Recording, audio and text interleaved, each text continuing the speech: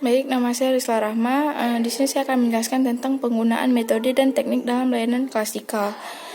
Nah, selanjutnya ada metode ekspositori, yaitu cara penyampaian pelajaran dari seseorang kepada guru, kepada siswa di dalam kelas dengan cara berbicara awal, pelajaran mendengarkan materi dan contoh soal serta dengan tanya jawab. Nah, dalam pendekatan ini, siswa diharapkan dapat menangkap dan mengingat informasi yang telah diberikan oleh guru dan mengingat serta mengungkapkan kembali apa yang telah dimilikinya. Nah, melalui respon yang diberikannya pada saat diberikan pertanyaan oleh guru. Nah, selanjutnya ada karakteristik dari metode ekspositori ini, yaitu yang pertama dilakukan secara verbal, yang kedua itu biasanya 15 menit awal sangat menentukan keberhasilan pembelajaran di kelas tersebut. Nah, yang kedua ada tujuan utama pembelajaran adalah penguasaan materi pembelajaran itu sendiri. Nah, selanjutnya ada prinsip-prinsip penggunaan strategi pembelajaran ekspositori. Nah, yang pertama itu adalah berorientasi pada tujuan. Di sini proses penyampaian materi tanpa tujuan pembelajaran justru tujuan itulah yang menjadi pertimbangan utama. Nah, yang kedua ada prinsip komunikasi. Di sini proses komunikasi yang menunjukkan proses penyampaian pesan dari seseorang kepada seseorang atau sekelompok orang.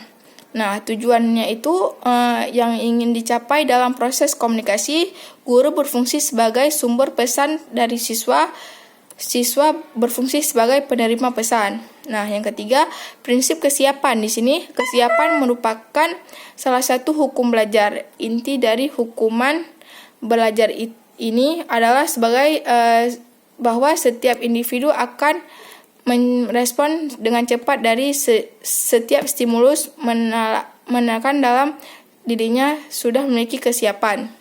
Yang keempat adalah prinsip berkelanjutan, yaitu proses pembelajaran ekspositori ini harus dapat mendorong siswa untuk mau mempelajari materi pelajaran lebih lanjut. Nah, selanjutnya ada tahap-tahap dari metode ekspositori ini. Yang pertama, persiapan, yang kedua penyajian, yang ketiga kolerasi, yang keempat menyimpulkan, yang kelima ada menerapkan.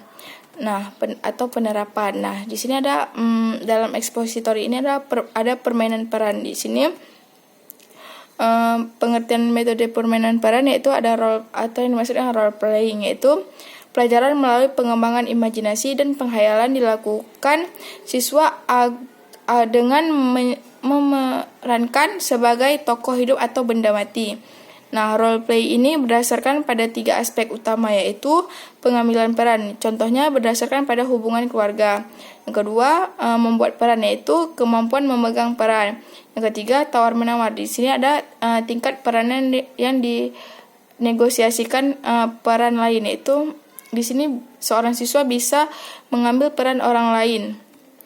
Yang selanjutnya ada tekniknya, yaitu group exercise. Di sini ada 7 tujuan penggunaan latihan dalam kelompok. Yang pertama ada mengembangkan diskusi, yang kedua ada memfokuskan kelompok, yang ketiga mengangkut suatu fokus, yang keempat memberi kesempatan untuk pembelajaran eksperiensial, yang kelima memberikan informasi yang berguna bagi klien, yang keenam memberikan kesenangan dan relaksasi, yang ketujuh meningkatkan level kenyamanan.